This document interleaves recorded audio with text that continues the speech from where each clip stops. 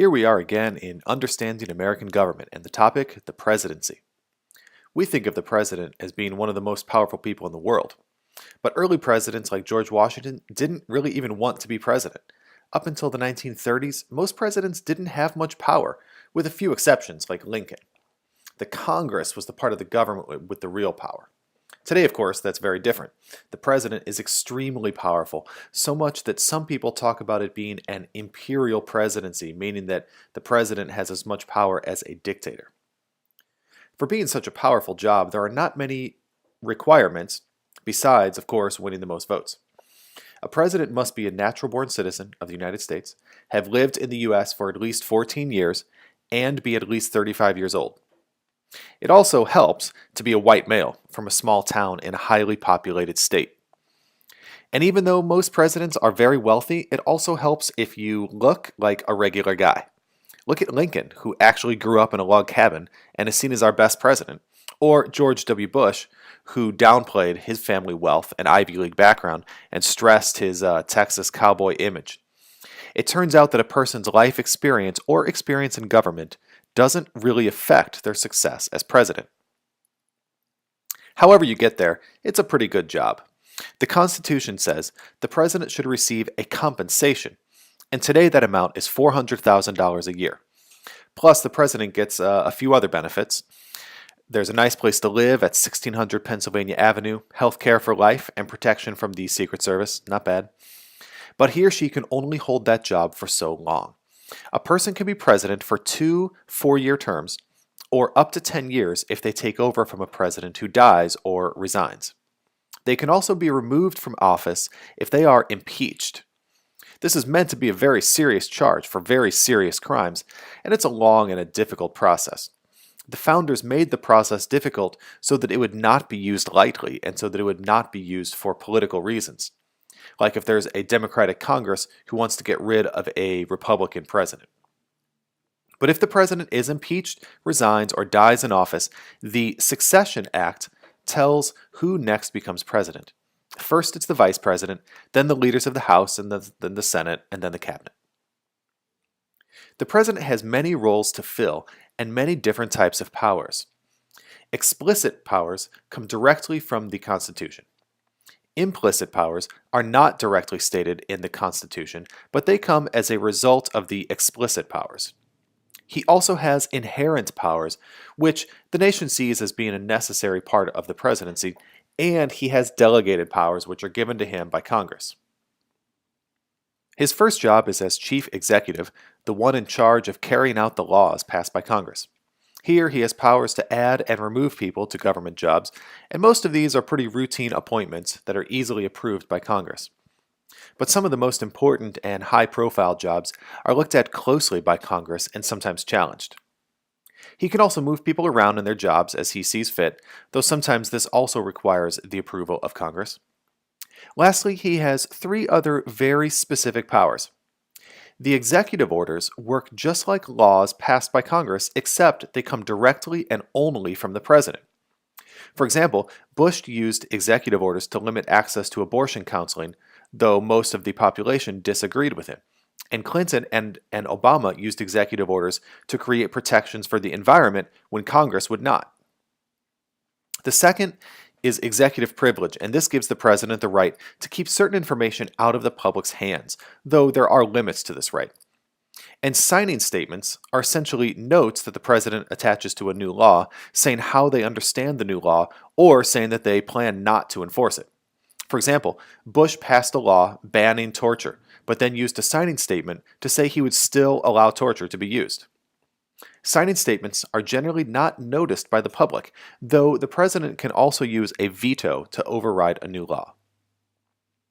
The president also functions as the head of state. This means he leads the country in formal ceremonies like lighting the White House Christmas tree and greeting foreign leaders. But he is also the head of the government, which means he is a part of a political party and has his own goals for the country. He also has the power to offer pardons, which is a way of erasing any guilt from a person found guilty in court. Or a president may just give clemency, which leaves the person still officially guilty, but removes any sentence or punishment. The president also acts as the chief diplomat, meaning that he's in charge of all dealings with foreign countries. He makes treaties or agreements, though these must be formally approved by Congress. He also sends ambassadors to other countries to act in his place. As commander-in-chief, the president acts as the top commanding officer of all parts of the military. He has the authority to command any officer in the military and to fire them if they do not follow orders, which happened under Presidents Truman, Bush, and Obama, all for very different reasons. But as a way to balance power, he does not have the authority to declare war. Only Congress can do that. But after 9/11, President Bush claimed many new powers for the presidency and began to control the military and spy services much more closely. These days, the president is always seen as having a relationship with the public, which is very different from the founders' ideas. The founding fathers pictured a president who was not elected directly by the people, if you remember the Electoral College, and who didn't really interact with the country very much. But today, beginning really with FDR and his fireside chats, the country really feels that it knows its president, and people have strong personal feelings about this guy that they've never met, largely because of media coverage. The upside is that the president can count on strong supporters, but the downside is that people expect the president to fix everything, even on issues where he has no control at all. The presidency has also changed through use of the media. Not only do presidents try to shape public opinion directly, but they also try to change the minds of important leaders, like congresspeople and like Oprah, in order to get support. We as voters now expect that we will hear from our president pretty frequently, and not just for major speeches. Some presidents speak to the public hundreds of times a year. But more importantly, the president uses the media to develop their image.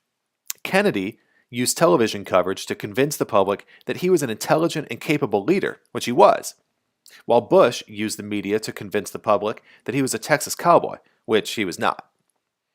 Only now, with President Barack Obama, do we have a president who began his career in the time of Facebook and Twitter, and who is fully connected to the public through all forms of media.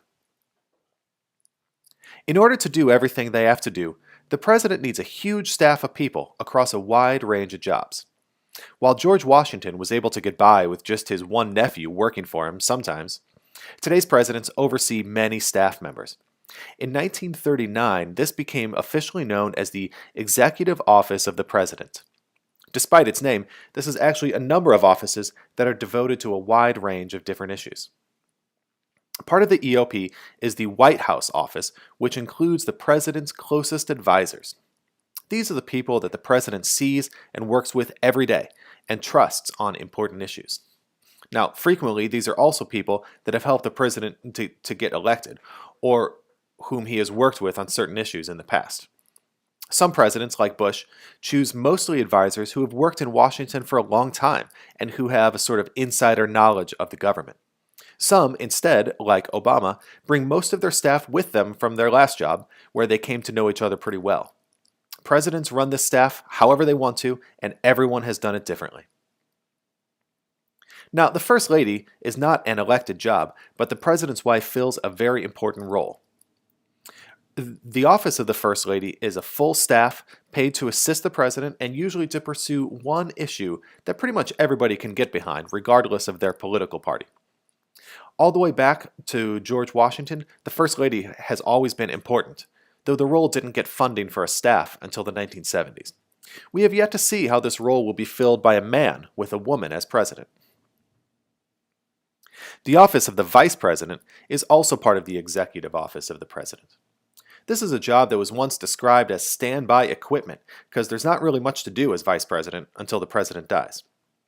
At least that's been the case for most of history. Recently, though, this is beginning to change. Carter, Reagan, and both Bushes spent a lot of time with their vices and gave them pretty significant power. But by far the most powerful vice president in history was Dick Cheney, who many said had more power and control than his president, George W. Bush. A major benefit of the presidency is the ability to influence Congress as to which laws are passed and what they say. Some presidents deal with Congress constantly, and Lyndon Johnson was especially good at getting what he wanted out of the Congress. Presidents always have goals for the country and come into office wanting Congress to pass new laws to reach those goals. To do this, presidents use some combination of persuasion, bribery, and threats to get what they want. This is why presidents who are familiar with Congress and have probably been in Congress themselves, they're usually the most efficient. It also helps the president if the Congress is a majority of their same party, though as with Bush, that does not always boost the president's ability to change Congress's mind. One way that observers measure a president is by how effective they are at passing the laws they want. And remember, all of this happens by influencing Congress. Presidents always come to the office promising the public to get stuff done. And if they're able to pass laws to do that, then they're seen as more effective as presidents. The greatest success at this is almost always in the president's first year of office. President Obama is a great example of that. In his first year, he was able to pass 97% of the laws he wanted. He, like everybody else, has dropped off in later years. The signing power is the president's only direct involvement in the lawmaking process.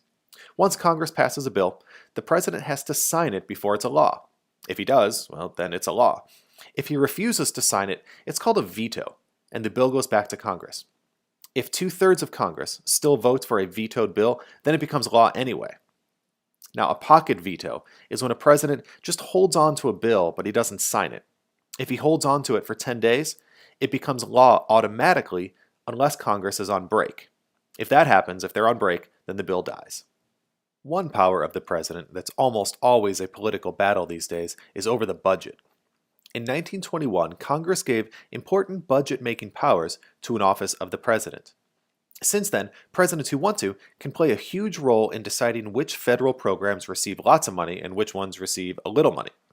Of course, the final approval has to come from Congress, but they're really only approving and changing the president's draft, so he's the one with the real initiative here.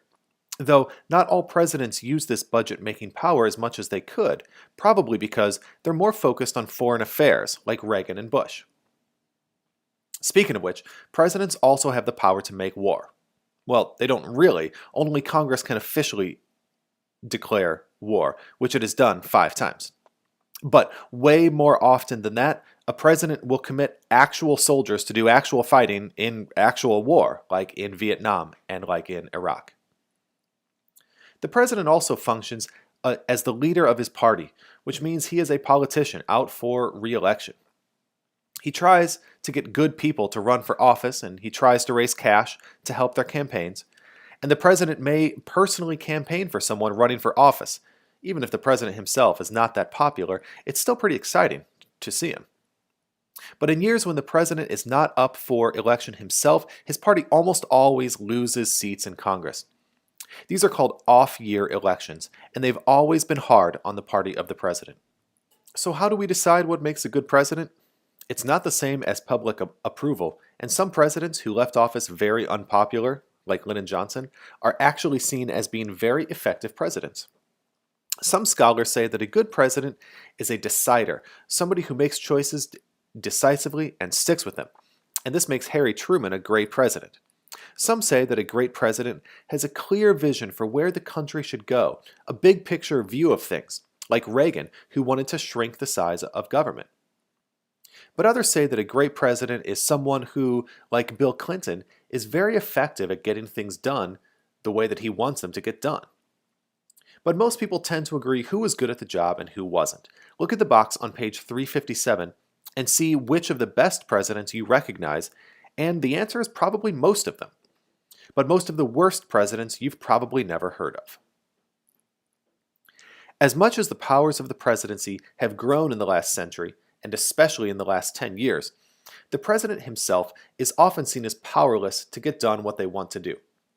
Even our most popular presidents, those with the most public support like Kennedy and Reagan, are not able to meet their goals, in part because of their arrogant use of presidential power. This misuse of power has led to illegal activities by some presidents, to impeachments of some presidents, and a general loss of dignity of the office itself.